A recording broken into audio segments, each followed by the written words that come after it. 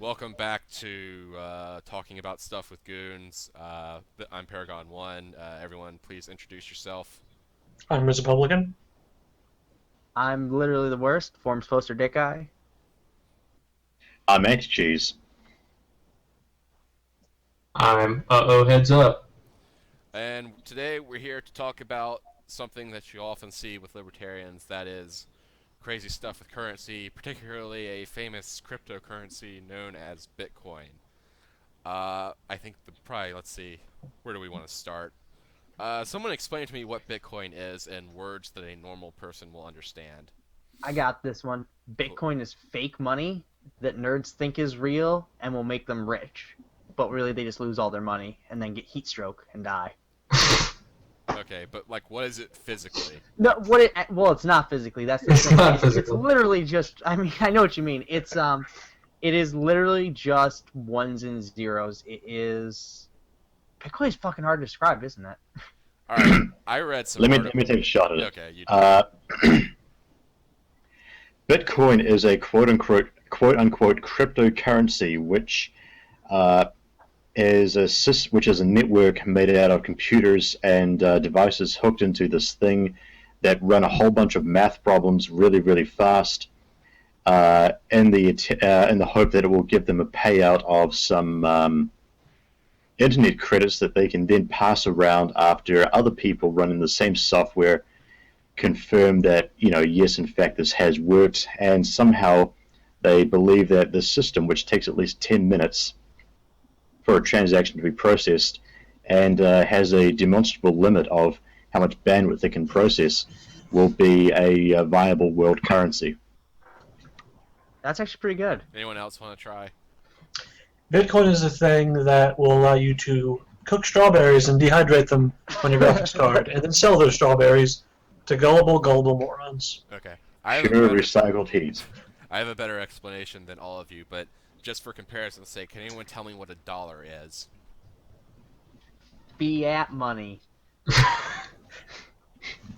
Dirty fiat that only has value because the government says it has value, and thus it's not real money, not like gold. And how do you use a dollar?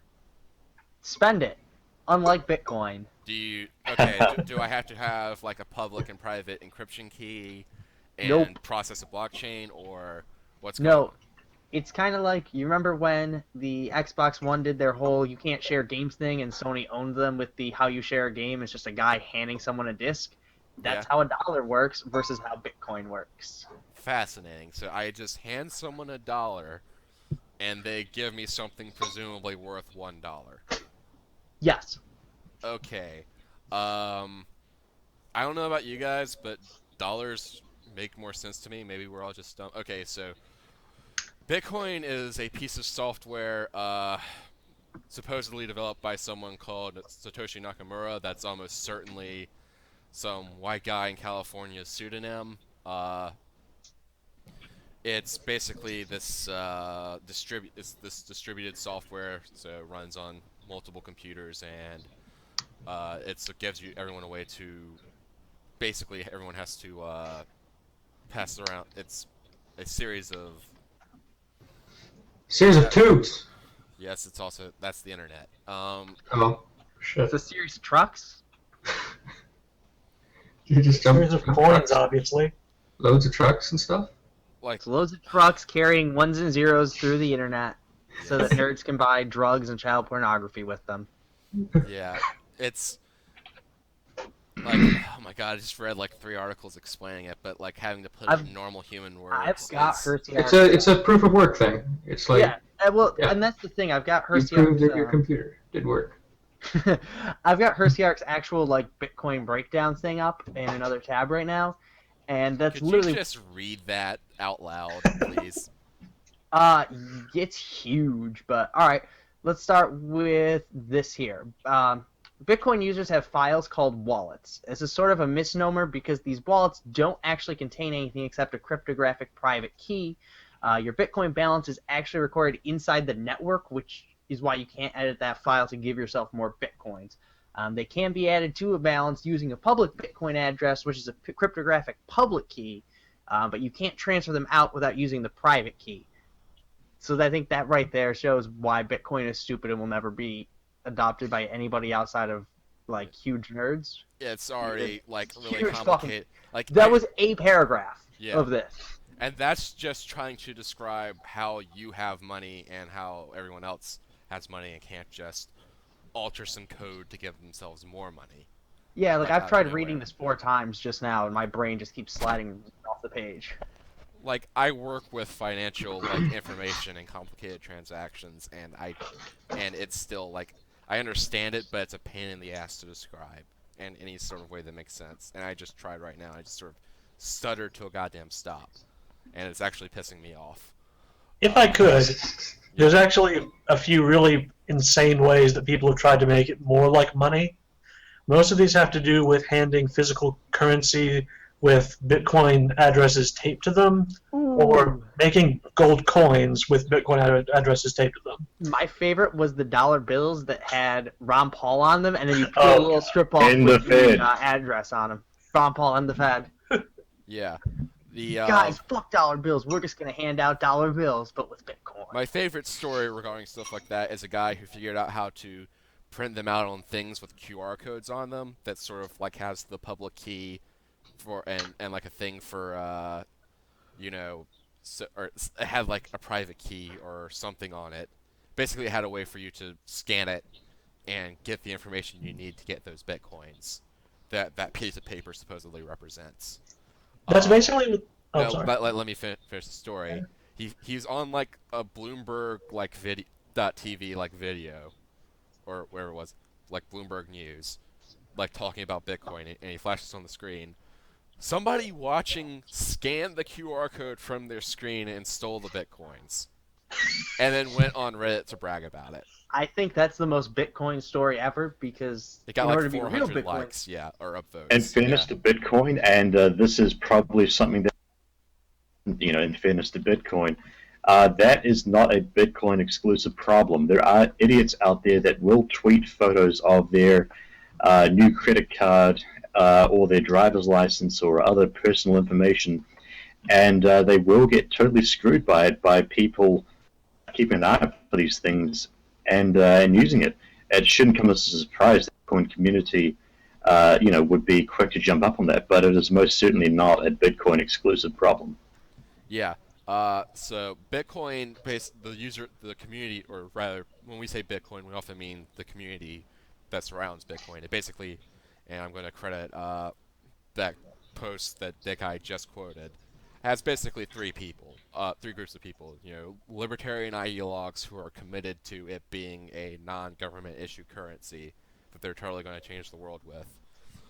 People who want to use it as a anonymous currency, anonymously untraceable currency that they can use to buy illicit materials with, like weapons and drugs and hitmen and child pornography. And third, scammers, people who are, and people who see it as investment and think they could make a quick buck out of it without doing a whole lot of real work. I think it's also worth pointing out that Bitcoin isn't actually an anonymous currency. It was sold that way. Yeah. But No, the the blockchain, which is the blockchain yeah.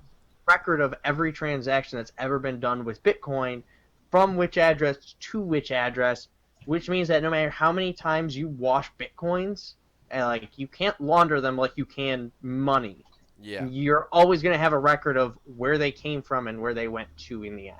Yeah, it's And no discussion of Bitcoin can be really complete with what the blockchain is. It's often talked about by the Bitcoin community as being this great cure-all thing, and as a matter of You're randomly muting Anticheese, and I don't know why. Sorry, I'll start again. No discussion of Bitcoin can be complete without talking about the blockchain. And in an attempt actually to distance itself from all the public news about scams and child pornography and the Silk Road scandal with Bitcoin, they've started referring to it as blockchain technology instead of being Bitcoin. The least technical overview that I can give is it's basically a giant list that says user one gave $10 to user two, and that $10 wasn't actually given in the sense that I hand somebody next to me a $10 note and it's done. Instead, when you transfer money, you have to go through the entire history of where that $10 has been handled, and where Not just that it's ending up $10, now. but all the Every dollars, $10. but all the dollars since they were created. Hmm. Yeah, this is where mining comes in. So basically, Bitcoin, whenever you do a transaction, you add something. You add the keys and your the key code and your hash and a hash for that specific information to the blockchain, which is just this which is in a block, which is just this series of think of it as a public ledger. It's just a series of transactions, and then everyone else. And then the rest of the network has to go through and process that transaction, and if more than half of them agree that this is legit, then it gets added to the blockchain, and that's the whole, and that's which is literally every transaction done by Bitcoin ever. Problem is, to use Bitcoin, you have to have the whole blockchain, which is I understand at this point is already standing at like multiple gigabytes in size, Yeah. just to download it. Yep. So AAA game sizes we're approaching already. And the block itself has to be processed, and this is apparently taking a super long amount of time to do right now, unless the people who do the hashing are called miners, and these are people who are using the processing power on their computer. It was envisioned as just being like your PC, but now it's like super specialized rigs that they have, which is a whole thing All we'll get are into. designed and then immediately out of date before they ship, if they ship. It's hilarious. Yeah, it's a whole thing I promise we'll get into. And I hope what I'm saying makes any kind of sense, and if it doesn't, then welcome to the club. Yeah, I think if this made sense, I think it would be really disappointing, actually. Yeah. So everyone basically all the miners are people who have devoted some of their processing power, to reading the hashes and verifying everything is legit, and then adding it to the blockchain. And when that happens, and the incentive for them to do this is that whenever people are hashing things, there is some random chance based on how much processing power you've contributed that you will be awarded new bitcoins. It's those aren't the only miners associated with Bitcoin, but that's another joke, and we'll be told another time. They, in actuality, if you were to switch on your computer right now with the Bitcoin client and start mining, imagine it as being like a lottery where only one person can be awarded the reward, the prize for hashing this block and confirming these transactions. So what's happened is to spread about this the reward money and make sure that it's more of a reliable thing. People have banded together to form mining pools, which basically are a bit like SETI at home or folding at home, except absolutely fucking useless. And when these mining pools get paid out, they will pay the people contributing processing power a relative fraction of how much they contributed, rather than it being an all or nothing affair like with solo mining. This has had the side effect of actually centralizing a lot of the network power, which is something that Bitcoin was kind of meant to stop. And as more changes are made to that not even Bitcoin, being possible. Yeah. yeah, and as Bitcoin is further being changed to address these problems, people are finding that all of these solutions involve centralization of some stripe, which is, Hilariously I guess, ironic. yeah, it's ironic because it's like the one thing that Bitcoin was designed to not need. Yeah, it's sold as being a decentralized, anonymous, transaction fee free way to do monetary business, and it actually has none of those. Uh, it's you have to No pay. fees. Yeah, you can attach a voluntary quote unquote transaction fee to whenever you send a Bitcoin for someone. So to incentivize a miner to scoop up your transaction and the block that your transaction is in and hash it out really quickly. Problem is, if you do not do this, it's going to take like years now. At this point, I think it was properly to properly send your block through. So you in fact do have to pay some random jackass to hash your thing, or it's not, and you can't just hash it yourself because the hashing difficulty gets exponentially difficult the more processing power is put on the network. This is to try to keep people from just just getting control of the network by having a bunch of processing power. Of course, this didn't actually work. People just found ways to get more. Originally, Bitcoin was mined with your average commercial off-the-shelf CPUs, like what you would find in the desktop computer or your laptop, or even the mobile device that you are listening to this beautifully produced podcast on right now. However, then people discovered that you could actually run the algorithm a whole lot faster on GPUs, which actually caused, funnily enough, a huge spate of people buying specific Radeon Sapphire cards, which were found to be really good at this job, and returning them at the end of the 30-day period, leaving them for some other sucker to pick up. Then after that, specialized hardware started to appear, which of course is entirely useless for anything else. Just like how you can't use a GPU to run your operating system, you can't use a Bitcoin miner to play games on. Yeah. And this arms race has steadily continued with more and more esoteric stuff being sold, and one major producer even openly taunting its customers over its missed shipping dates and failed promises. I think it's also worth pointing out that originally, before we even got to this point, I had to step away for a second. Did we already talk about these crazy rigs that people used to build? We have not. So before we got to the specialized hardware point, the best way to do it was actually using certain Radeon graphics cards for their processing power, which meant that people were building their own rigs out of like daisy chaining together 50 of these cards in like milk crates and giving themselves literal heat stroke and brain damage.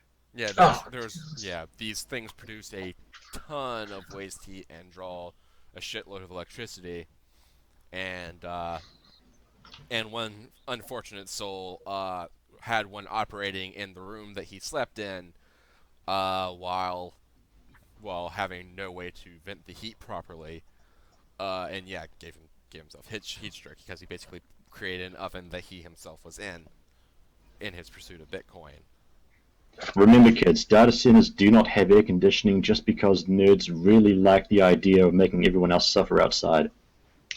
And don't forget the specialized dryer pipes that people would just hook up to anywhere to vent the rooms. Yeah. Right. Like, a lot of basically amateurs not knowing what they're doing and getting themselves in trouble. Then companies started forming, when the specialized hardware came along, companies started forming to sell stuff to the miners, and that's where stuff got really, really crazy.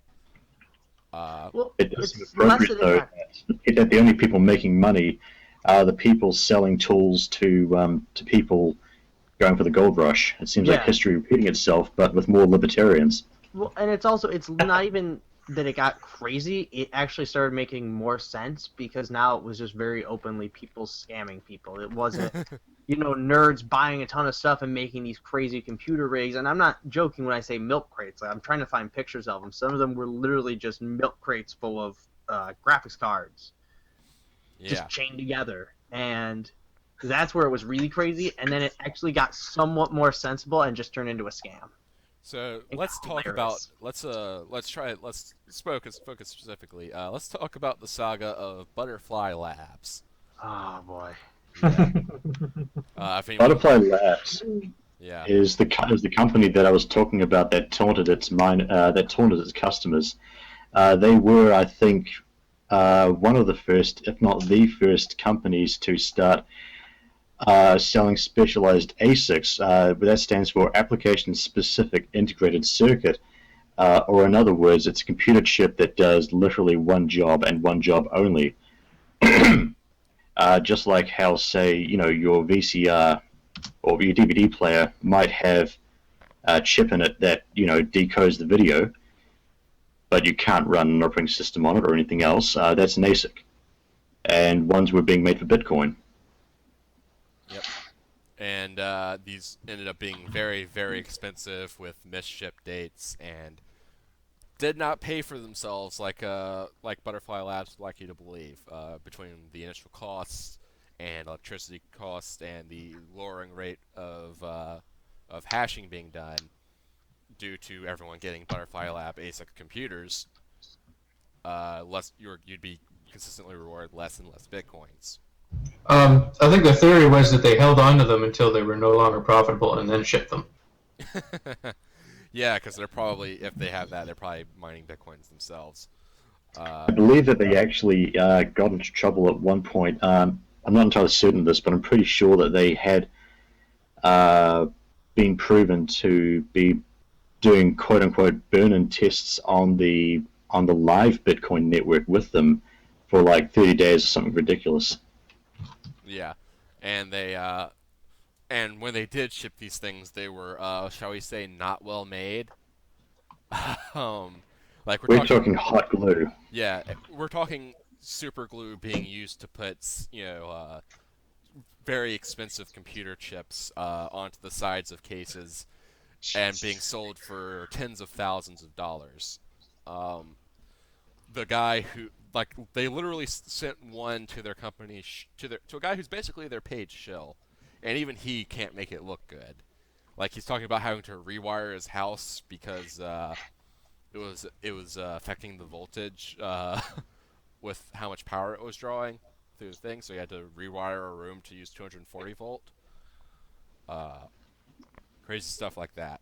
And having to put the computer in the window so the heat will vent because it's producing a lot of heat. And then they do other shady stuff, like buy websites that are critical of them and Look, there's rename nothing things. wrong with that. Yeah. There's nothing wrong. Isn't Butcoin.org one of the few Bitcoin websites to actually make money because they got bought out by a Yeah. Bitcoin? Yeah, it was like it was not making revenue before. And then it was like 6 figures that they sold the domain name for, and after Bitcoin.org got sold, most of the content I think was left untouched except for the stuff critical of Butterfly Labs. Yep. Yeah. That in itself wasn't particularly well, except for when they were violating his contract that said he would be allowed to stay on for another 6 months. But there was places where they basically were violating the law, like not clearly marking their advert stuff that's going. You're supposed to separate stuff that's leading to something to be paid for to stuff that's not, basically. And they did this on We Mine Coins, which was this brand neutral sort of how-to wiki for people who were trying to get into Bitcoin. They bought that website and then peppered their links throughout the thing because it was a major source of ad traffic. It was a lot of the internet traffic regarding Bitcoin passed through We Buy Coins.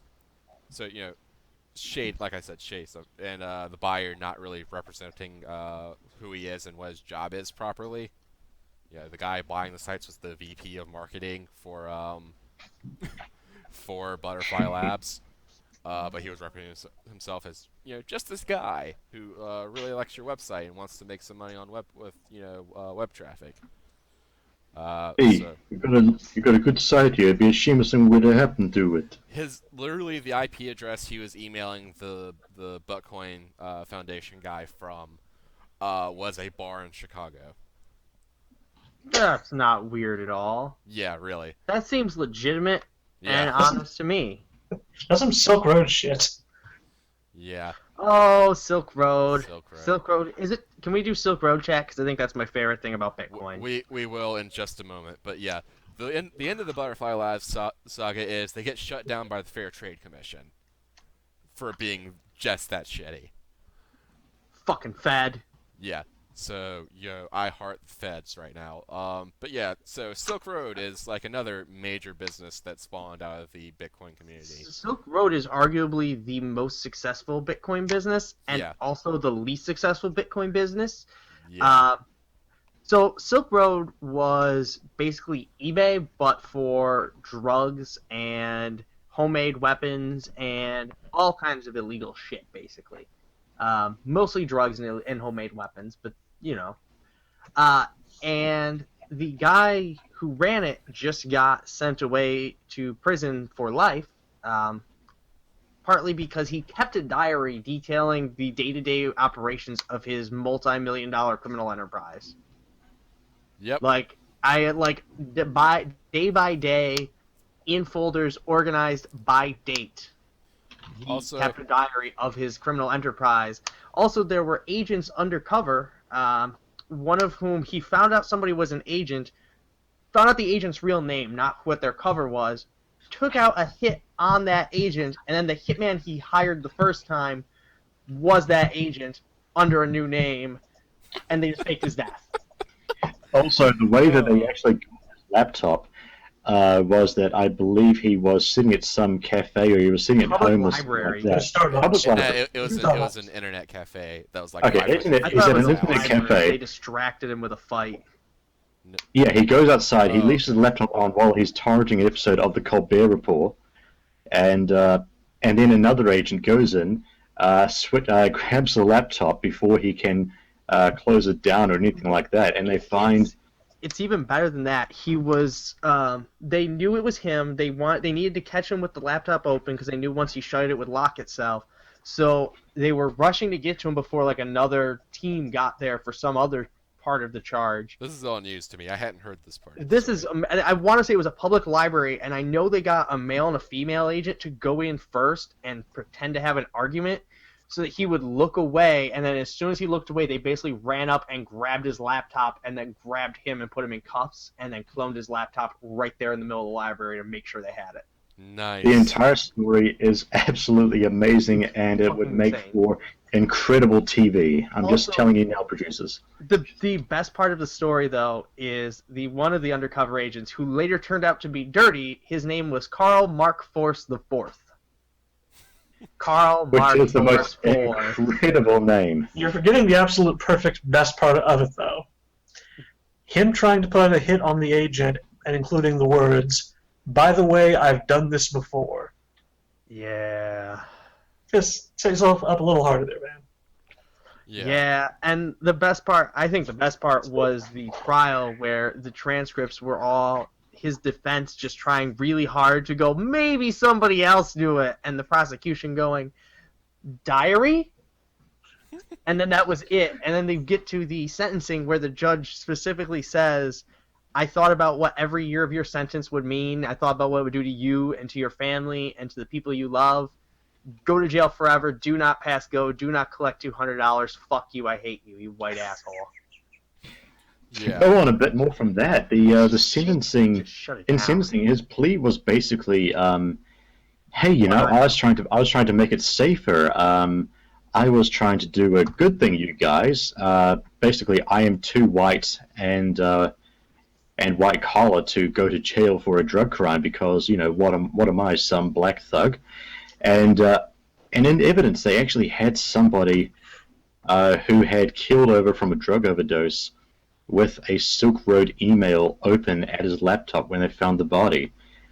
And the judge's speech or sentencing thing, it's pretty heartbreaking, and it is well worth a read and should be definitely posted with a link when this podcast goes up. Yeah, I can track that down. I think I have a PDF saved. Yeah. So The Yachts Pasta definitely has it. yeah, real actual people being aided and being hurt by Bitcoin, in addition to the massive waste of electricity which is being made by burning fossil fuels going on right now. Unlike this, and it's completely worthless because Can't do anything Bitcoin's with it. basically a toy outside of very illegal transactions, which aren't even anonymous. Well, and the thing is, they keep acting like this is going to be a thing that can get adopted and be used by real businesses and with legitimate purposes, but it can't, because the problem with Bitcoin is the value of Bitcoin isn't tied to Bitcoin. Like, a yen is a yen, a dollar is a dollar. A Bitcoin is worth dollars. It's not worth a Bitcoin. Nobody marks their prices in Bitcoin. They do their prices in dollars, and then you pay with that many Bitcoins. Yeah, it fails on several levels as a currency, and the IRS agrees with me because they say we're treating it as property. It is a commodity that you own, and you must and we're going to treat it with the tax rules of that, and you must pay with fair value of it at the market that was on the market when you mined it, when you first acquire it from someone. Guess how many Bitcoin users are paying their taxes on their Bitcoins. Well, only when the men with guns come and force them to. Right. We do love ourselves some men with guns here in I America. have a tax question. Yeah. You said it's supposed to be tracked for when they bought it for the price of and acquired it for the price of. Yeah, fair market value. Yeah. Okay. Given how Bitcoin's price fluctuates like fucking crazy every single hour, one, what if they don't have a track of what they got it for? And two, what if it fluctuates so badly it's either worth way, way less or way, way more by the time it actually gets for tax time? Then you're screwed. Well, it's at the the value is recorded, the fair market value is recorded when you first acquire it. Not to mention that all these exchanges proudly show off their price history in a logarithmic graph, so you can see how it's going to go to the moon any day now. And because Bitcoin, every transaction is recorded, if the tax man can link your identity to a Bitcoin address that you have not paid tax on, I imagine it would be pretty trivial to cross-reference the transaction date with an up-to-the-minute chart on several exchanges and yes, get the value from there. And the IRS agent would actually absolutely hate you for making him go to that much extra work, because they're going to have to document all of that because you didn't. But it's sort of like buying a house, When I go to get the tax treatment on a house I bought that year, I don't. It's what it's worth at tax time is irrelevant. We're going for, fair market value. When I bought it, or actually no, I think houses are done by historical costs. That's a terrible example. No wait, yeah, it does become fair market value unless you're inheriting it. But yeah, it basically gets very, very complicated very, very quickly with the rapidly fluctuating values and that you're supposed to be constantly exchanging this stuff and having it circulate. So yeah, it's complicated trying to do taxes on your Bitcoins, which is another. Someone mentioned the exchanges a minute ago, and I think those are my favorite part because besides Silk Road, because so many of them are either blatant scams or start out legit and crap, we lost Dickeye's audio. is that the first big exchange that was really a thing, Mt. Gox, started as the Magic the Gathering online exchange, which isn't an online exchange for Magic cards. It's an exchange for Magic the Gathering online cards, for digital versions of cardboard cards that are sort of worth money. Yeah, you can link. They have a use that you could get value out of because you can go to a Magic the Gathering tournament and win a cash prize with your. Well, not only that, but there's also cards that are more rare. There's an actual explanation for why cards become worth money. And it's very much based around actual supply and demand. Rare cards that are in high demand are worth more money.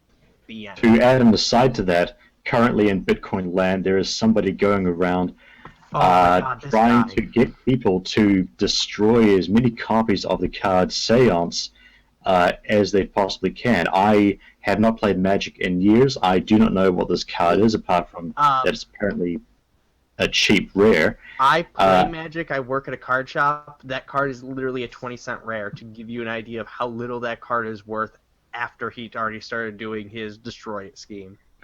And as it stands, we know that he has, or at least he says that he has distributed about $1,000 in, I suppose you could call it bounty for video of these cards being destroyed, and now he has moved into bitcoins, which I suppose is only the logical conclusion. I mean, the seance thing is funny because, not to get too far off subject, but there are groups of people who have successfully run up prices on random older cards because they're in short supply, because they have niche uses, and they buy up all of them because there's not a lot. This guy, however, is doing it with a card that is not that old. I want to say, I'm doing math here, maybe 4 years old if I'm being generous. Yeah, 4 years old. There's 1 million of them. I only bought packs for a short amount of time. I think I had 10 of them in my binder when I quit buying packs. Like, it's very easy to come by. There's 1 million of them. They're not played ever. They're not worth money, and which is why part 2 of his plan is not just going into Bitcoin. It's, I'm going to pay somebody to build a deck based around this and play it in a high-level, visible tournament to try and make it valuable. And it's still not going to work, and it's going to be hilarious. Anyway. Yep. Sorry, I was distracted by another train arriving because they get very loud where we are. And I'm kind of tired right now. Holy crap.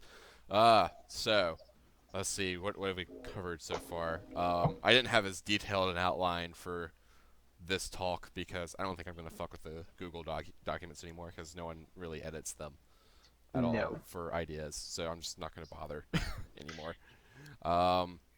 Let's see. We've sort of covered what bitcoins are. We've covered the exchanges. Oh yeah, we haven't mentioned the most important thing about the exchanges. They will randomly fail, and by randomly I mean the owner will decide, okay, I'm done with this. Time to take everyone's cash and run. Yep. And take all the bitcoins and actual USD that people have put up to buy bitcoins with them, and they will disappear overnight. This happened with Mt. Gox, actually. We also didn't mention the many what the hell do you call them? The other kinds of Bitcoin, like Litecoin and Dogecoin and Tickcoin. Altcoins. Yeah. So what do you call them? Altcoins. Altcoins. That's it. Okay. I forgot. Yeah, I was thinking of specific brands, but yeah. So basically, people have tried to copy Bitcoin's success, but have some other gimmick, usually based around how, no, really, totally, guys, this will be way more decentralized than Bitcoin is.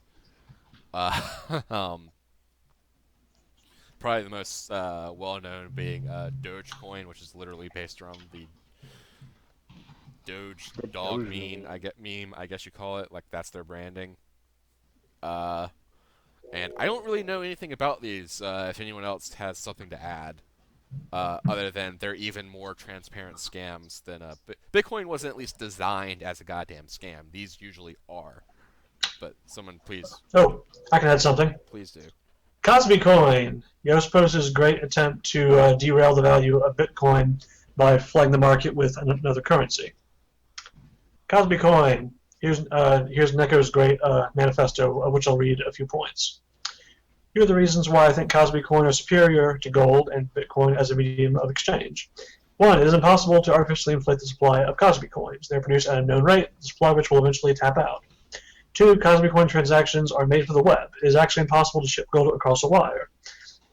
3. Cosby Coins can't be confiscated since the files can be replicated or hidden in USB keys or on the servers. 4. The pure nature of Cosby Coin makes it impossible to stop as Bitcoin at BitTorrents.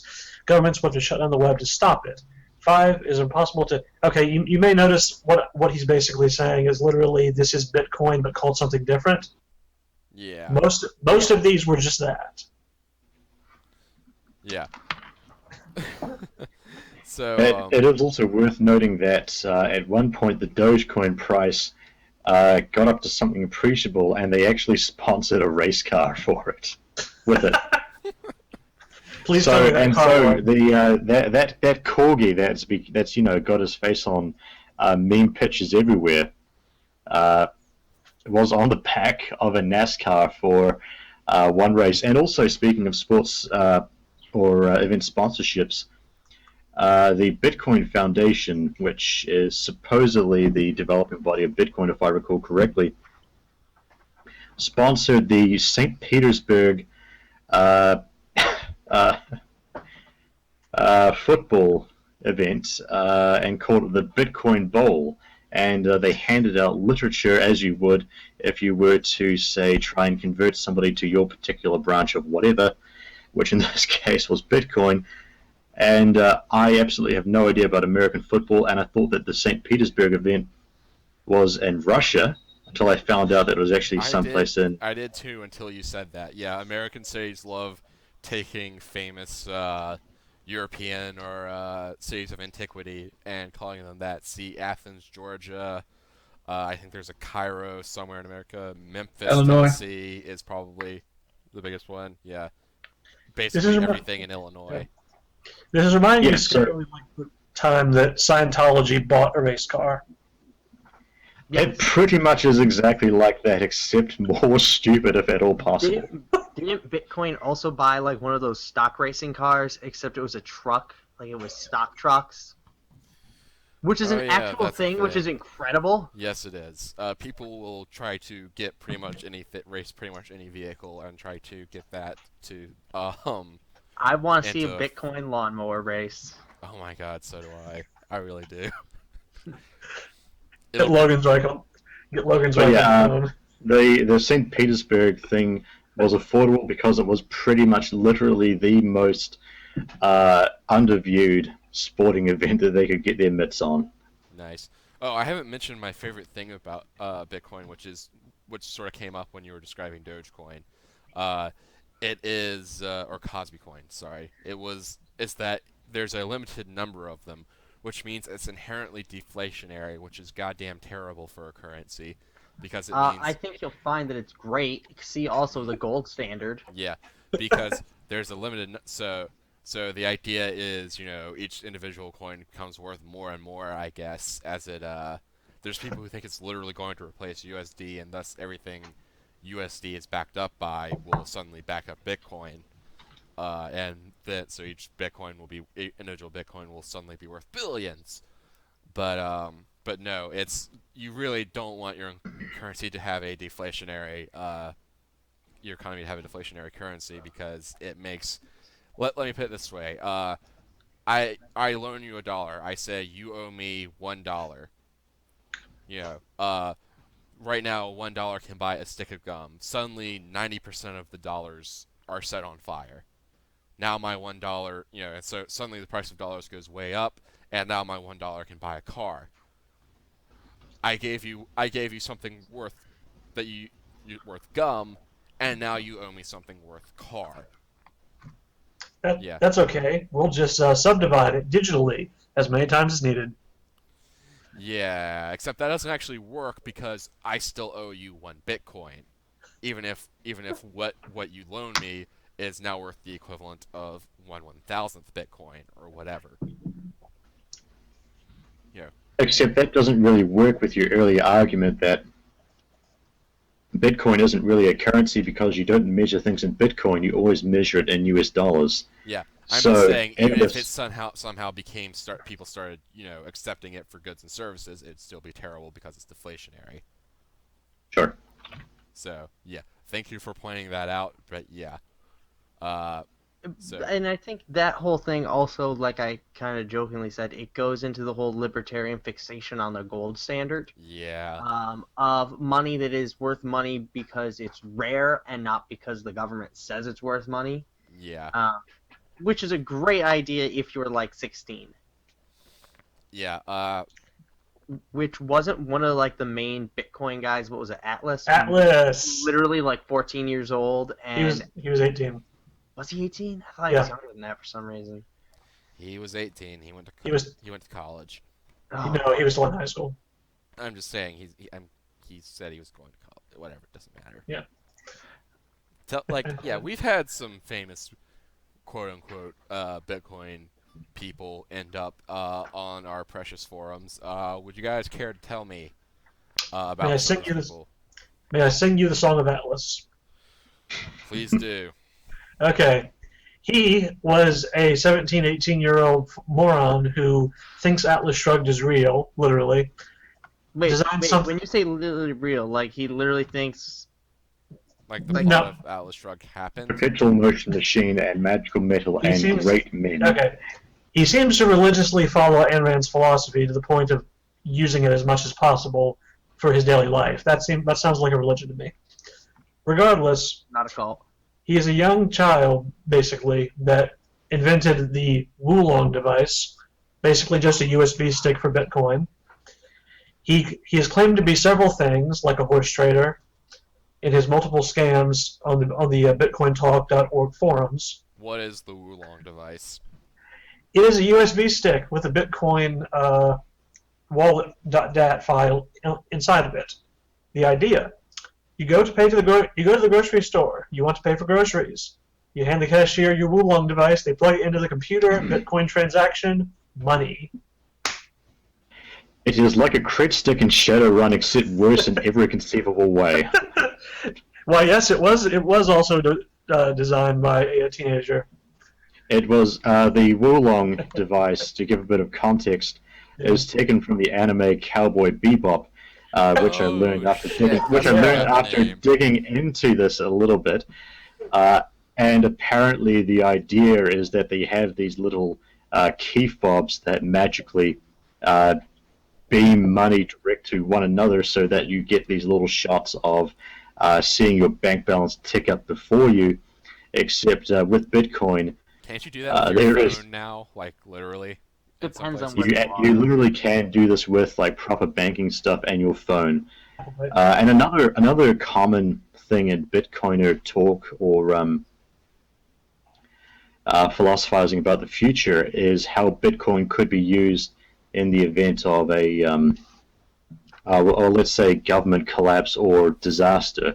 Never Gonna mind the happen fact any that day now. it's going to happen any day now, and never mind the fact that you need electricity infrastructure, internet infrastructure, being able to deliver reasonably powerful and modern computing devices to everyone involved, Not getting and shot all when of you go this, outside. and not getting shot when you get outside and having your stuff taken from you by men with guns. And so this has come up so many times that I have to believe it isn't a joke now. People have suggested putting a little CubeSat, which is like a satellite about the size of your fist that you can launch for a few $100, to be the guardian of the blockchain or something like that. Yes, but now they require satellite uplink to use fucking Bitcoin, which is going to be even more rare in the post-apocalypse, I would have to imagine. maybe in your post-apocalypse. this is why. It just goes back to a lot of libertarian thought, because all of these people, they don't see themselves as the exploited proletariat. They see themselves as the temporarily inconvenienced people on top of the dog heap, and so will constantly fight for this. Because, and in a sense, I think that that Bitcoiners actually have more of a right to do this, because they can demonstrably say that they hold a slice of this future pie that they're fighting for. And so to them, it's a lot more reasonable to try and push for it to be accepted elsewhere. Whereas an ANCAP guy probably does not have a major business that would benefit greatly from slave labor. Hmm. This kind of hits a weird diagonal though when you get people like Atlas or other people on the forum on the Bitcoin talk like him, who are always begging for bitcoins at every opportunity. You know, it's that has to be some kind of libertarian no-no, right? Begging, absolutely not. It's totally cool to beg so long as you aren't doing it on the street where you could make someone feel uncomfortable. If you're begging while you're wearing a suit, it's totally cool. Mm, mm, It's called asking for investors. right. Yeah. Yep. Which is a thing we should note, by the way. Most of the people participating in Bitcoin are not minors, if I recall correct. By which I mean they do not mine Bitcoin, not that they are legal children. Let's talk about Bruce. Oh, which No. There's like two Bruces. Oh god. Talk about Wait, both are of we- them. Are we gonna talk about the Bruce that went to Thailand to fuck children, or the other Bruce? First one, I'm then going the other. to talk about the I first didn't know one there was first. more than one. Are we gonna talk about Mary Teresa in South America? Or no, it was in Europe. It was in Spain. I'm sorry. First one, then the other. Do the Thailand one first. Okay, I'm going to do this and I'm going to shut up because I've spoken a whole lot already, but I have to share this one. Back when Bitcoin first came up on our radars, Bruce, what was his surname in this case? Wagner? Oh, no, yeah. Yeah. Yeah. Yeah, Bruce Wagner was probably the face of Bitcoin. He rented out a TV studio or a studio apartment in New York City to act as like the stage or the set for his Bitcoin talk show, and this was ample opportunity for a lot of goons to do stuff like call his phone so much that it vibrated off the chair in the middle of the show, or just fuck with him in little ways while we looked on this terrible show.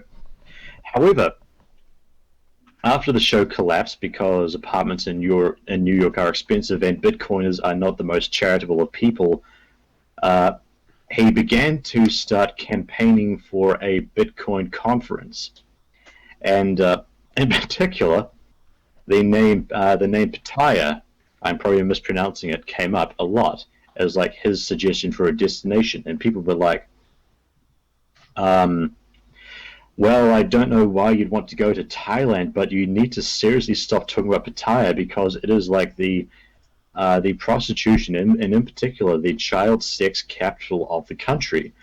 And this did not deter him one bit at all. And as a matter of fact, actually, I believe the Taiwanese baht shares the same symbol as Bitcoin, which they appropriated. So I can only imagine that it might piss a few Thai people off. Yeah. But in any case, people were looking up some of Bruce's writing patterns because the man had a very distinctive way of writing, and while looking up his Skype account, they found out that his Skype name, Punalman, Punlman, which people had assumed to be some kind of nonsense thing, stood for pure, unconditional, natural love man. And he was posting on a forum talking about how you must love the boy, take care of the boy, and all of the dots were joined. Yes, and all of the dots were joined, thusly indicating that this guy wanted to make the first official Bitcoin conference happen in a place where obviously his interests outside coincided, and shortly after that he dropped off the face of this earth, and he is remembered to this day in, well, little mocking moments like this. Oh, that's fucked up. God, that was amazing. I forgot about. I didn't know about the name thing. I knew he was the. I knew he was a pedophile, yeah. I knew he was a pedophile, and I forgot that he was the guy who revibrated his phone off the chair. Yeah, so the face of Bitcoin ends up being a pedophile who really wants to use Bitcoin so he can fuck more children. I think, honestly, that is incredibly appropriate because that's what 90% of Bitcoin is used for, is that or drugs. Bitcoiners want to alter the future such that they fuck all of our children, just in less direct ways. But yeah, it's so... Which one was Bruce Fenton, then? Yeah.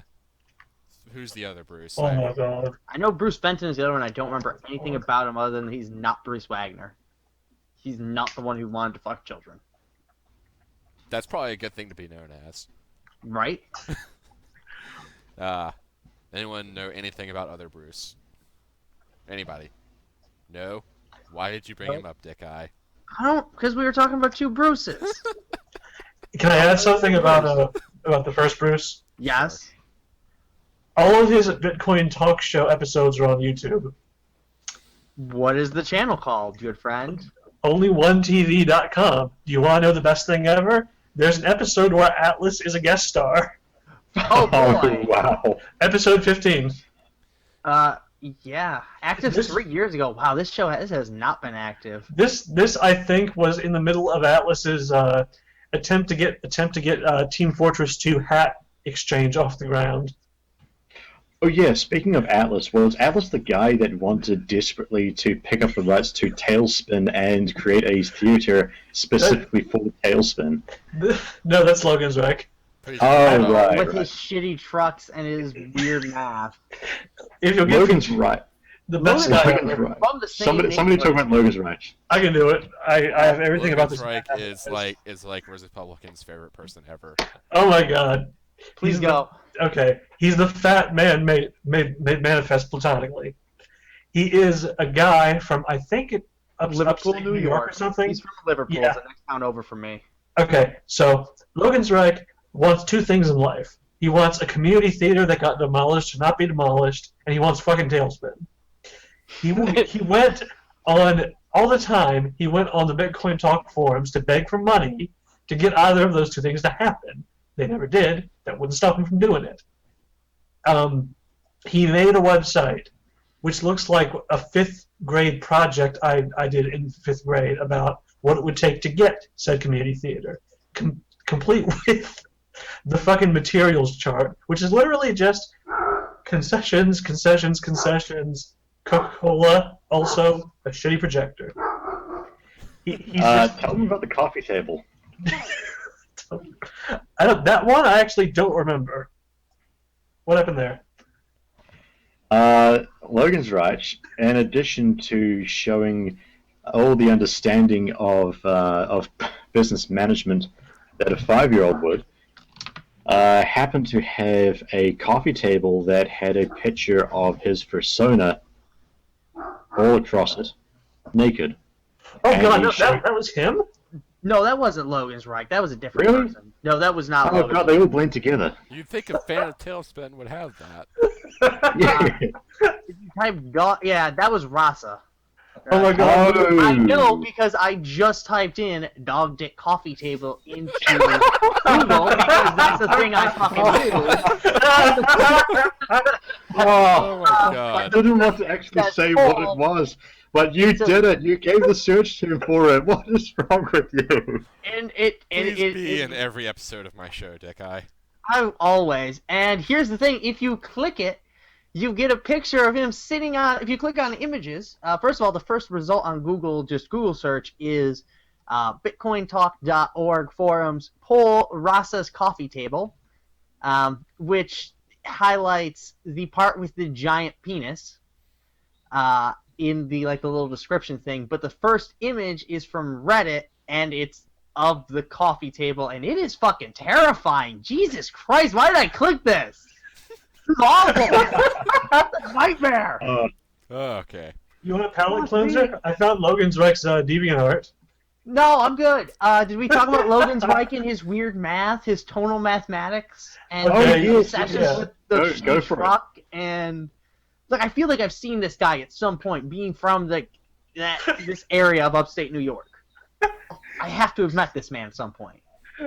Somebody Please talk about tell us. tonal mathematics, though, because that's the best. It is fucking crazy.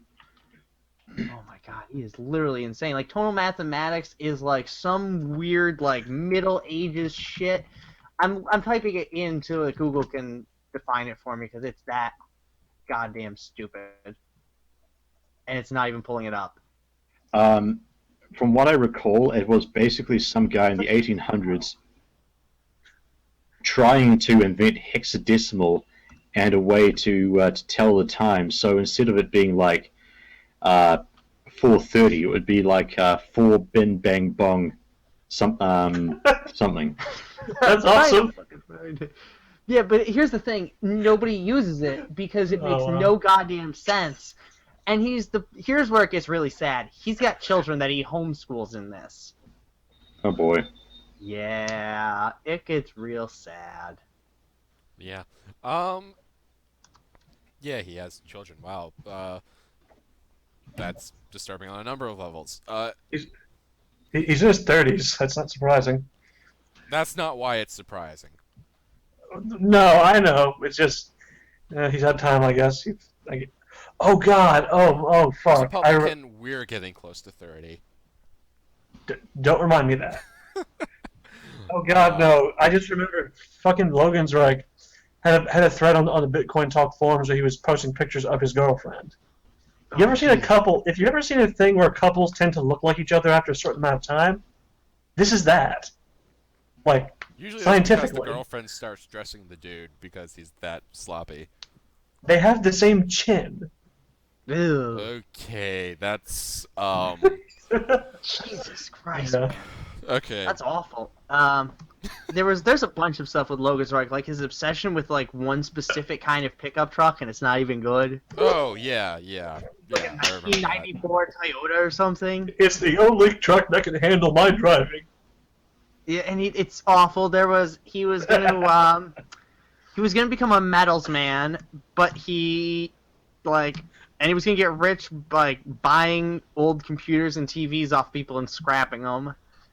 It's really sad because being from the area, I know that kind of mentally ill poverty that exists around here. We have an entire city of it, where I grew up, but so it's really sad. But at the same time, I just look at it and go, "Wow, the fuck."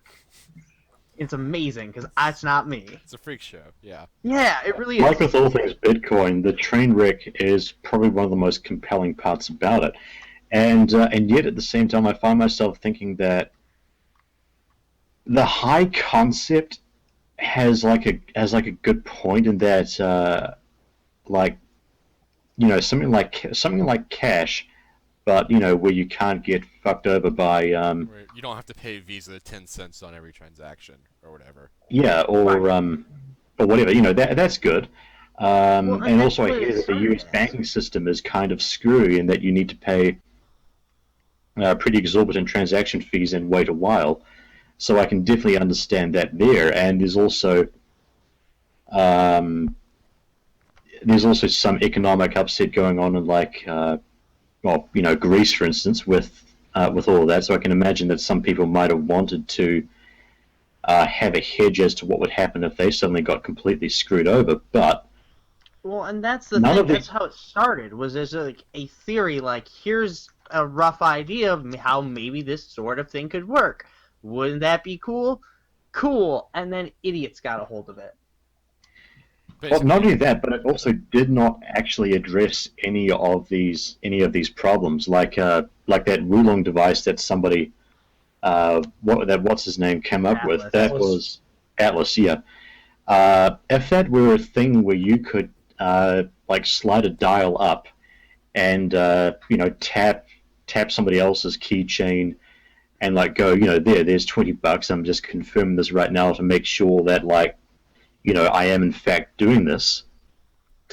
That would be great, but as it is, it's literally just a USB stick that you still need to run software that takes I think it's about 100 gigs at the moment, or something stupid like that. Yep. Yeah. Of space to do, and you need to then wait for X amount of confirmations, which takes 10 minutes per. So And then Well, someone that's- steals your USB stick. yeah, Well, and then while you're waiting, somebody clops you on the head next to your USB stick, and then runs out. So same Talking problem you have with something cash. Yeah, it's And got that's all the problems of cash and none of the benefits. It has all the problems of digital currency, but with none of the convenience. And I think that's one of the things we haven't mentioned yet is, the transaction time and the confirmation time. Somebody did the maths once, and it's happened a few times. You can bring down the entire Bitcoin network for $6,000 because you can just do a million small transactions, and there's so many of them that it takes the network so long to get through all of them that it's down for 3 days. Yeah, that I was believe You Coinbase can do actually it for did that. no money. What's that? Coinbase actually did that, and that's where that figure comes from. I knew somebody Except did. how they did it is that they actually gave people a bunch of free money. So people were doing this out of greed and crash, basically crash the network that they love so much. Yeah, it doesn't scale. The blockchain, each individual block in the blockchain doesn't get bigger with the more people that are using Bitcoin. It's the same number of transactions still take a block, and the blocks are still designed to take 10 minutes to be hashed out. Tell them about Satoshi Dice. Yeah. Oh God. Uh, I Is That's Satoshi even a wishful real thinking. person? Is he multiple people? Is he a he? We don't know any of this. He's a white man, probably from Australia, from the recent news. No, that guy's probably a scammer. They think. Oh, what a shame. Yeah, that's we're a surprised, right? massive, That's really appropriate, though. massive Right? uncertainty in who you're dealing with at pretty much all times because people want to use this anonymously, despite Well, the fact that and- transactions aren't actually anonymous. In Well, fact, and people the- can track your the- every transaction if they just can associate a public key with your identity. Well, and the the Satoshi Nakamoto thing was very obviously a pseudonym, and the first guy to come forward was a literal Japanese Trainsberg who looked like an owl. And I really wanted to be that guy just because it would be the most appropriate thing humanly possible. Hmm. But it probably also was not him. Like, we honestly have no idea who this guy is. But it's either the two people who have come forward are him and the Australian guy who was probably scamming, who got raided by like their IRS or something for financial shit. Men with guns. Hmm. They But yes, Yeah. Satoshi Dice. It was a gambling system that was performed through the blockchain, which is to say that you would send a predetermined amount of Bitcoin to an address, and depending on how this dice roll thing worked out, you would either receive money back after the end of it, or you would get nothing at all. And this one service on its own accounted for a significant fraction of the Bitcoin transaction traffic. And the best part is that they were actually paying fees, so it was crowding out, more quote unquote legitimate transactions that had fewer fees on it. Yeah. It was beautiful. It was and if somebody not even basically doing that on purpose can crash your system that you want to run the world economy on, you're gonna have some problems because let me tell you, I work with I work with some companies' financial datas and that stuff in just regular old ASC2 tables, in .txt files still gets into multi-gigabytes in size. And that's just for like everything from their general ledger for like a year or even a quarter will be tens of millions of records. Happening. And you want to run the world economy on this. So you want the New York Stock Exchange to run on Bitcoin. Do you know how many blocks would be created by the New York Stock Exchange in like 1 second? Like, I don't. It's a big number though. So that's not going to happen. So a lot of these people are really, really, really deluding themselves. But it's not a cult. You also get people, because I think that this resistance to change is also shown by the kind of cult-like mentality that surrounds the Bitcoin white paper, which I'm pretty sure said something like, "This is just a test. We're just using this. You're supposed to use this as like a bunch of people in an office trading pogs around. It was never meant to scale to an economy." Thought experiment. Yeah, it's a proof of concept for how a cryptocurrency might work. And in the chat, I just posted a song which was a love song for the Bitcoin white paper. And there are people that hand out like these chick tract kind of things that talk about Satoshi's white paper. Where is this? I can't see the chat. Yeah, I don't know why I can't see where is that it? either. I think it's because of the Google Hangouts beta thing. Stupid Google. Oh well. Either way, look up love song for Satoshi Nakamoto white paper in YouTube.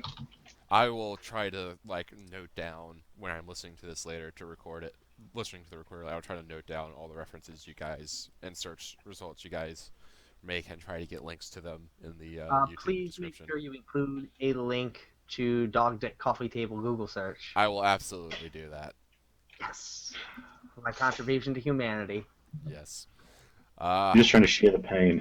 Yeah, no, that was not my brightest move. I mean, Jesus Christ.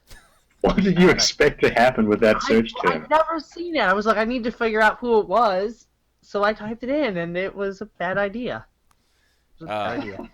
Goons are not known for their great impulse control. Nope. We did make a scat porn. Oh God. That was actually a great project. What are you talking Be about? careful how you use "we," Dickeye. I'm not sure I'm comfortable with that.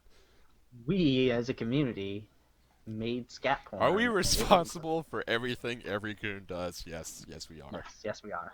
Yeah, we are. We are absolutely responsible for that. We enable that shit.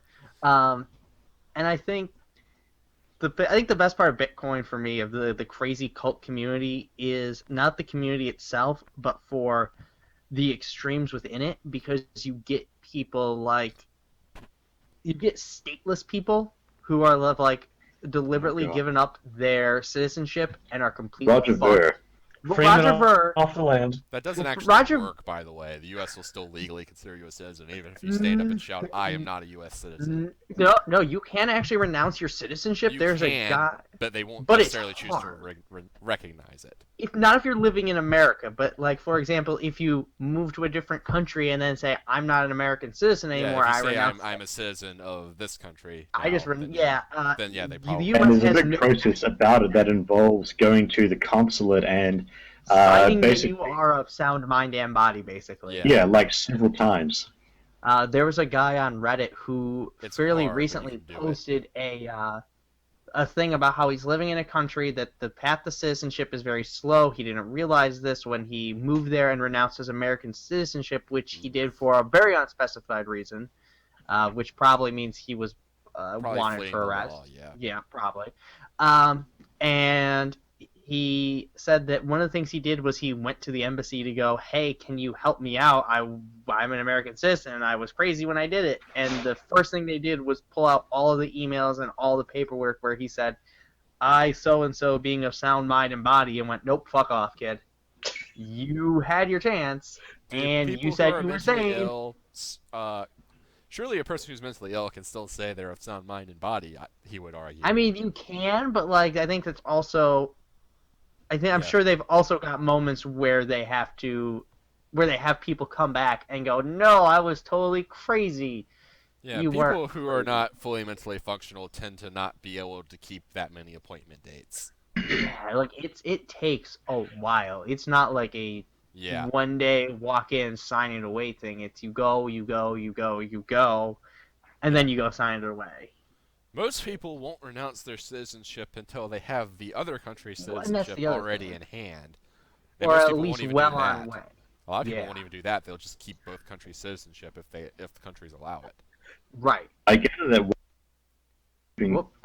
one objection to keeping U.S. citizenship is the fact that I think they still tax you regardless of where your income is sourced from. Yes, but there is a massive, basically, deduction or credit or wherever it is that basically eliminates that. So you still have to report the income, but you'll end Yeah, up but not, people if you still paid- get hung up on the taxes. Yeah, if you paid Like, if you paid you pay the country, your host country's taxes, as long as the income's below, like, I think it's something very large, like several $100,000. yeah, You won't actually, Oh. so you won't actually pay your U.S. taxes on most of that if you're just in New working as Zealand, like an engineer or whatever. in New Zealand, I would have to pay a U.S. tax or like a U.S. tax level if I were to receive significant income from overseas sources, which, of course, I would have to report. But I also get tax credit on that as well. So, by the middle of the tax season, I should have that back. Yeah. Oh, So sorry. it's not nothing, but when you but you do still have to report it. Yeah. Oh, sorry, I'm unmuted. I just want to check regarding the expat taxes. It's 99,000 and some change is the tax limit. Yeah, so as long as you're making less than 6 figures, basically. Mm. Okay, I believe this is actually okay. So, yeah, your neighbor's dog really is an asshole. No, Dickeye. that is actually my dog. Somebody just drove by. I'll be back. Okay. That dog hates bitcoins.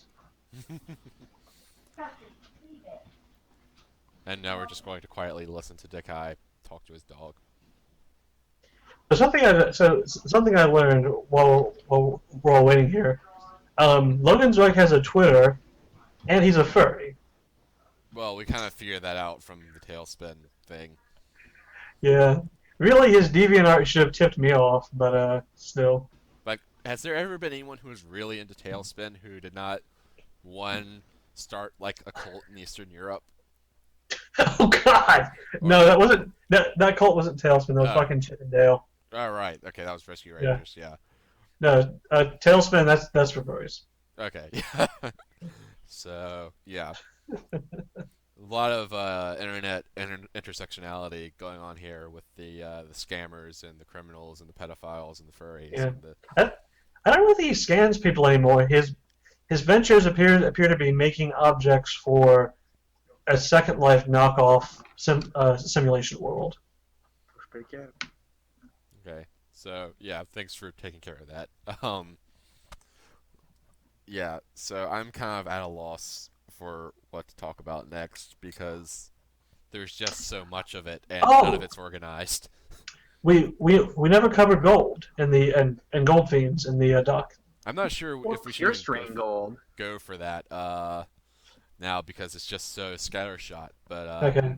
I will say that there's a commonality there in that they both really, really want something that's not issued by the U.S. government because they hate the U.S. government for various reasons. We kind of hit on it for a minute. A lot of it goes back to that value based on scarcity thing, not value based on being told that this is worth a dollar is worth a dollar. Yeah, there are some things that that give the U.S. dollar like actual value. Mostly created by the U.S. government, like you have to pay taxes with it, is the biggest one. So basically, you using U.S. dollars is kind of like you betting that the U.S. government's going to collect its taxes next year. It's it's seen as a pretty fucking good bet. In fact, it's going back to the scarcity thing. Actually, the sorry, let me finish this. It's actually, in fact, in your normal economy, it's actually seen as literally the best bet you can fucking make that we gauge all other bets by. But sorry, go ahead. So yeah, the scarcity bit of Bitcoin comes because, in theory, there can only be 21 million of these, top level units made, which actually brings us to the latest and greatest, greatest being in air quotes here in Bitcoin computing technology, which is the 21 Bitcoin computer. Oh man. Go on. Any of you guys want to talk about this that? is good. Any of you guys want to take this one, or? I would have to Google it. Why don't you take it if you remember it? Okay, so this company called 21, obviously because 21 million bitcoins, basically welded a really shitty Bitcoin mining ASIC to a Raspberry Pi 2 and sold it off for $450 US or so per unit, which is is more than the component pieces. Which is far more than the component pieces, especially since I'm not entirely certain of this. I may be misremembering it, but the board for the unit, the casing for it, doesn't actually cover the entire Raspberry Pi board. So you've instead just got like this great big heatsink sticking off a bare circuit, which they're selling for, again, $450. It should also be noted a Raspberry Pi 2 is $40 right now at Best Buy. So what you're getting here is you have people selling a cheap piece of crap that doesn't do what they say what it does for a lot of money. Bitcoin. I know it does what they say that they do, but what they want, what they envisage for it, is quite frankly weird, and it's another extremely libertarian thing, because what they want is to create a true microtransaction economy. Like, today microtransaction means that you might buy a $5 piece of DLC, or you might unlock a character in some MOBA for a few bucks, or what have you. And get like 50,000 in-game currency. Yeah, stuff like that. Except, it's not like the 2 cents for this thing or the 5 cents for another thing that microtransactions were originally envisaged to be. Emphasis on the micro. And so their examples are all about having people make API calls. For the non-technically inclined of us, an API is a thing that you use in programming to make your own program use the function of somebody else's service. Like, say, using Google Translate within your piece of software to, filter text out. Or a game talking to DirectX. Exactly. DirectX being, a display software. Yeah. So what these people want to do is have an ecosystem where one of the examples given is you need to have a bit of text translated, so you use this thing to mine a hit of Bitcoin, which you then mail off to the person with the API call for the translator, and after they've been paid, then you get your services. Or you might use it to set up a smart contract, which is another thing that you see a lot of libertarians talking about, that would negotiate on your behalf for a specific service, and then return it. Okay, what are smart contracts? Because I've literally never heard of this before. Okay, the theory goes that if a contract is like legal software, where you all agree to work under it, a smart contract is a piece of actual software that is empowered to make financial decisions on your. Yeah. Okay. It's empowered to make financial decisions on your behalf and negotiate a whole bunch of stuff so long as you feed it. And okay, that just sounds insane. It is insane, and all of the uses for it, I'm yet to hear a really good use for it, because all of the different examples come with horrible failure modes where you somehow end up lending yourself out of your home because your fridge decided to buy electricity at a well above market rate. This is something that people think is a good idea. That sounds like something from some really, really shitty sci-fi.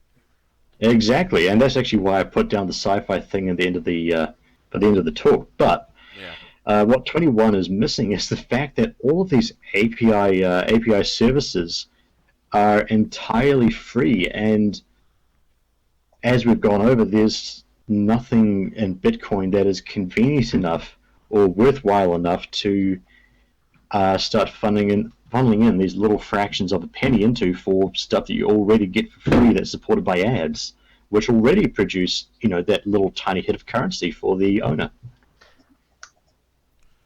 Yeah. I wasn't able to follow that at all, dude. I'm sorry. Okay. It's cool though. I guess I'm uninvited from the next podcast for being too much of a nerd. No, that's literally impossible. Dude, you aren't the one e-stalking fucking Logan's right here as you're talking. Yeah, you aren't nowhere near nerd enough. Did you find out what his crazy math is called yet? Because I really want to know. I couldn't find that. I could not find that. I know it's a math. thing. I tried googling tonal math though, and it doesn't come up. It's a pain in my ass. I really want to find it because it's insane, and I feel so bad. Okay, look up tonal Bitcoin. Okay, hang on. Yeah, so There to our listeners, I was really hoping to sort of cover the array of weird currency ideas you see crop up in libertarianism, but like Bitcoin on its own was just way too big of a subject. So we're probably not going to be able to cover stuff like currency and some of the other things we've heard. But please go ahead. So a Bitcoin in the tonal system would be 1 Bitcoin. For 10 Bitcoins, you would have a ton Bitcoin. For zero point 0.1 Bitcoin, you'd have a Bitcoin ton. Then it goes sand, mill, bong. It's a weird system being promoted by a really weird guy. It's like base 16. If you look up tonal system on Wikipedia, you'll make it to the picture of the tonal watch, which has 16 spaces on it, and immediately stop understanding what the fuck is going on. Oh my god, Tonal Bitcoin has a page on the fucking Bitcoin wiki Yes, it website. does. It is like time Whoa. cubed for math. This is a nightmare. It really is. And now, when you read this, remember that somebody is actually teaching their children this math and not human being math that the rest of the world uses. It might be the only math he knows. He's also like some kind of like really specific Christian, I think. Like there's a lot going on there that knowing this area, none of it surprises me. Oh my god, I wish he could have made it to like fucking Bruce Wagner's show before it got shut down. He wouldn't have been able to. He's from Syracuse. We're all broke. Probably from Fulton. Interesting. Oh yeah, I forgot to mention like another great thing with Bitcoin. So, would you ever like say forget you had a bunch of dollars stored somewhere and then like throw it in the dump? Yeah, all the time. Okay, Dick, I would. What about the rest of you?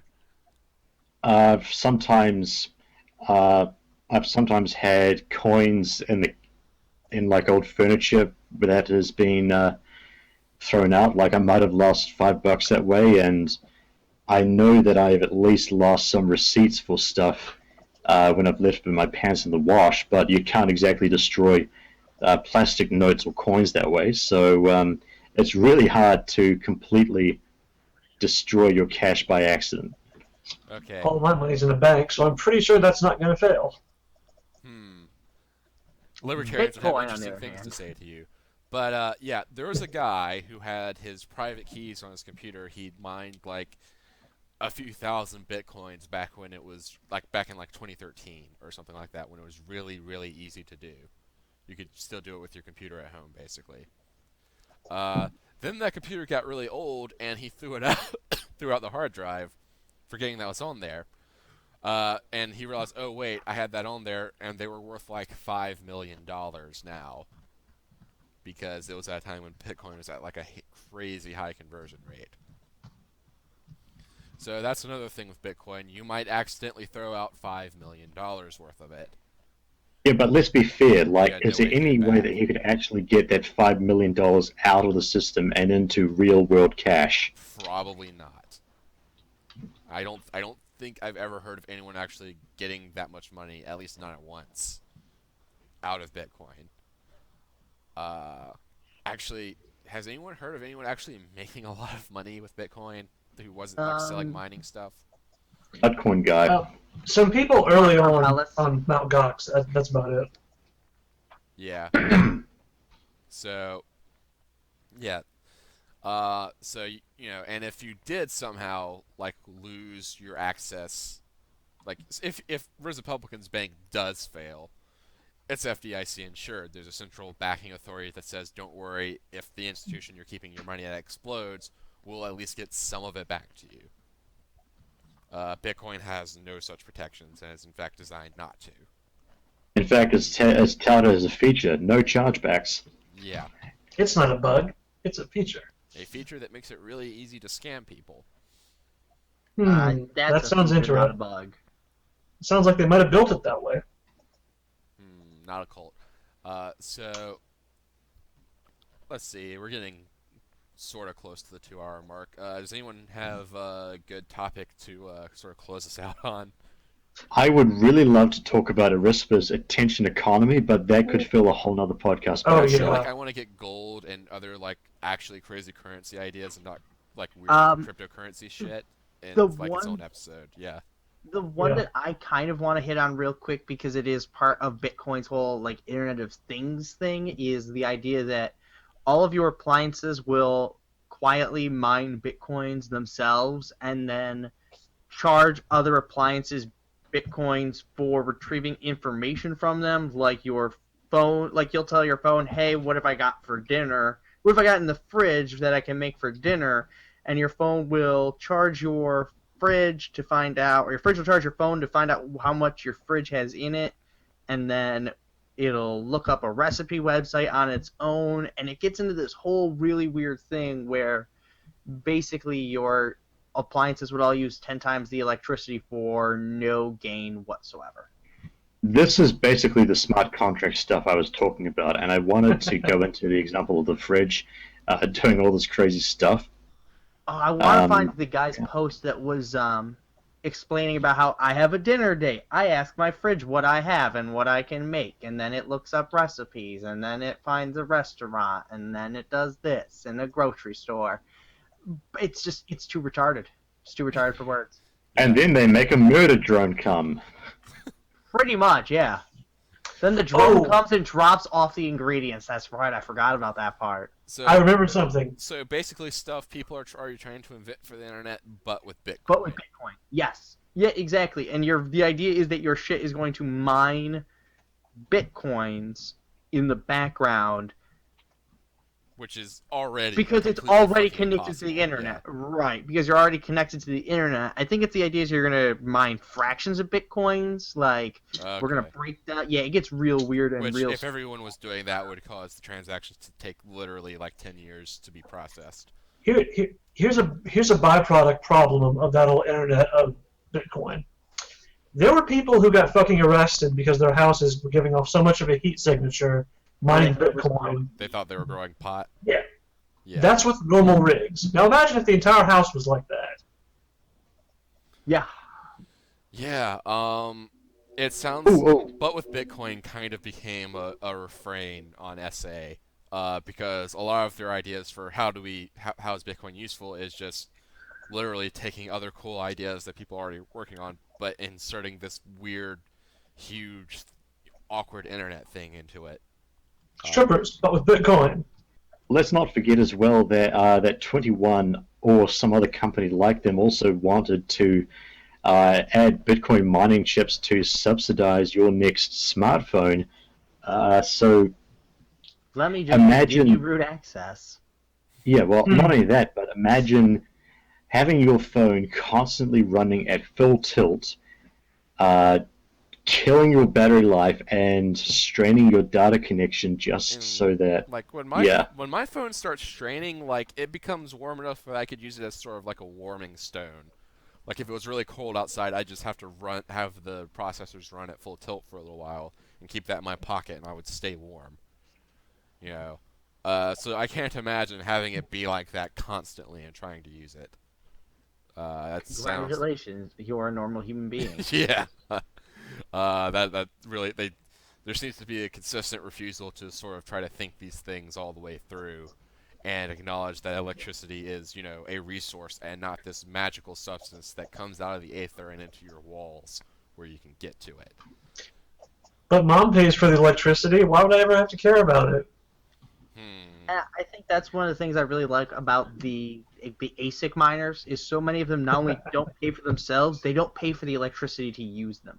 Yeah, like it's economic. Like you're a sucker if you're trying to mine Bitcoin right now. You are a full-class sucker.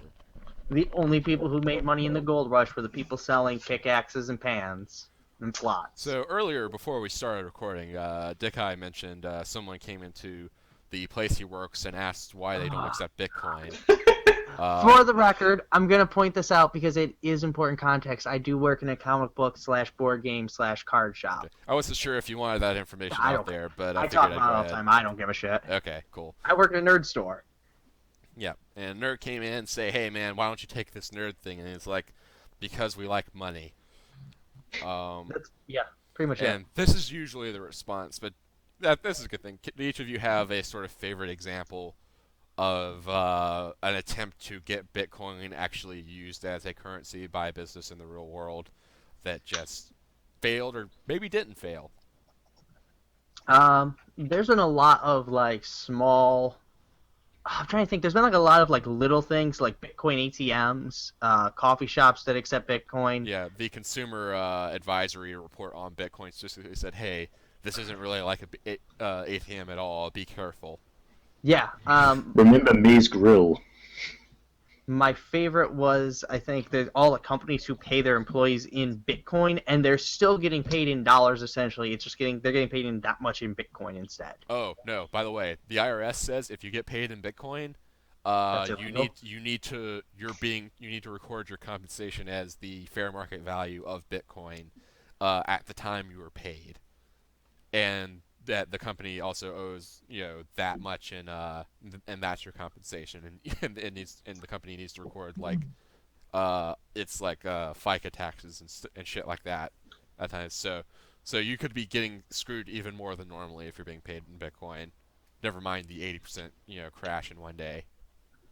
Yeah, and I think the problem with asking, what are attempts to make Bitcoin an actual thing, like in businesses that have failed, is really hard to answer because there really aren't any, because no actual business that isn't specifically a Bitcoin business or like a weird niche thing is Yeah, that's why I was hoping for like failed attempts we yeah, can no, mock. I don't think there are any because Oh, like I know for a fact there is one that RZApublican wants to tell us about. Is Overstock. Go on. oh I think their whole gimmick was I actually don't really remember, but uh, a whole bunch of businesses that involved Bitcoin, like BitPay. They're now distancing themselves oh from yeah. it, and they're saying, the bit in our name did not stand for Bitcoin. It stood for the bits of information that we send on the internet, and we're all like, yeah, sure, buddy. Overstock is like this weird knockoff of Newegg that sold a bunch of computer parts, but with Bitcoin. It was And more of an Amazon knockoff than just Newegg specifically, because they sold everything.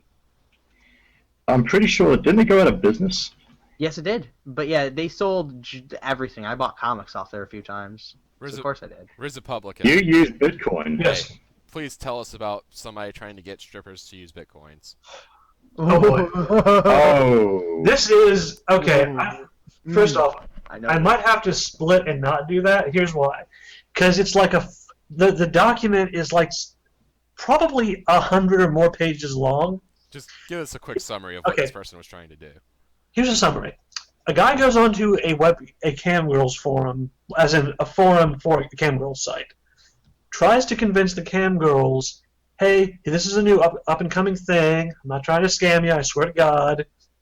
There's no middleman in here. It's pure profit for you. Trust me, you can't possibly lose. Making bitcoins. And I quote, I should add this much. As you can see, $12,000 and growing. Basically saying, yeah, look at all this money you'll be making just doing this. From the first fucking post, he gets called out and says, well, this doesn't really look like a currency. And then, he responds with, well, no, don't worry about it. It's totally legit. It's cool. And, about halfway through, the cam girls every single response is like, okay, look, dude, you're pretty clearly trying to scam us, and you're getting really weirdly angry all the time. This seems like shit. And it's basically like, what if someone took an EN thread and inverted it almost? Like, he thinks they have a problem with not accepting Bitcoin and not taking this cool new thing. It's really Not weird. only that, but he also pretended to be one of the cam girls to begin with until he got called out. Yes, There's also Nice. I didn't know that part. I actually forgot the website that he mentions, Stripcoin and Sexy Bitcoin and the best one, Sexy Bitcoin ads. Oh, so he was actually trying to start his own website. He wasn't just trying to go to Well, no. existing places and get the cam girls to. He did both. Okay. Basically. Okay. Part of it was, hey, look at Bitcoin. This is the best medium of interchange. Feeding into, hey, here's a website that you really might want to think about. We'll pay you in Bitcoin for getting naked. Which, not the fairest trade. I mean, one of the earliest applications of Bitcoin I remember seeing was a subreddit, because of course it was, called Girls Go on Bitcoin, and it was literally women, like, charging Bitcoin for nudes. I mean, that's really all it was. These services also exist in EVE Online, where the EVE Online ISK is a much harder currency than Bitcoin, Yeah. and thus far more useful to get paid in. Its link is its values can actually be sort of pegged to real dollars. Yeah. Like you can look at it and say, okay, I could say, okay, this is worth this much in ISK. You know, I don't have to ISK. I don't have to say I don't have to go and spend 10 minutes turning ISK into dollars. Which is linked directly to the ability to buy time from other players for in-game currency. Like, that is literally how you do that conversion. Yeah. Is it's just this much money buys me $15 But game. the key difference here, you get something for your ISK, Right. namely internet spaceships you can have fun with, and it can also pay for something with real-world value for it. Right. If someone else has already paid dollars for it, but that's Right. getting... You're not allowed to actually get real money out of the system, which is Yeah. against the terms of service, but you are able to put a real-world value on how much stuff gets blown up. Yeah. Which is always fun. And that's actually why the game has made the news a few times, because there have been like cases where 6 figures have gone up in smoke in one go. Yeah, because a goon like the jumped SA Titan Fund. Yeah. Have you heard of? You remember that time? I remember there was a time someone like accidentally jumped like one of the really like the biggest ship you can get into the game. Like this was a goon that did this. Like accidentally jumped it instead of making a one of the portal biggest for other battles. people to jump through. Oh, that wasn't what I was They thinking actually of. people do that all the time with accidentally jumping instead of starting a portal. The list figure price on one of those ships is like More than $1,000 isn't it? billion ISK. A billion ISK currently is about $20 worth of game time. Okay. So you do the maths there on just how much that one mistake will cost you with absolutely nothing else getting blown up. That wasn't what I was thinking of. I was thinking of Remedial running off with the SA fund to build a Titan and like using the money to fund his wedding. Remedial, who was also a lawyer, who got disbarred because he was a crazy libertarian who refused to pay taxes. Full circle. Dan the Dragon Full Dart. circle. Yeah. Okay, On the I bar. don't think we're gonna get that kind of closure anywhere else. Oh wait, hold on. I think I might have one last closing note. Okay.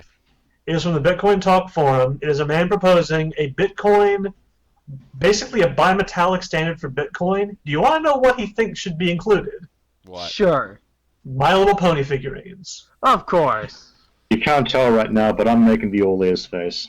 Basically, his idea is, okay, like gold, this will all be very rare, quote, like gold, they're pretty to look at and often too shiny and sparkly.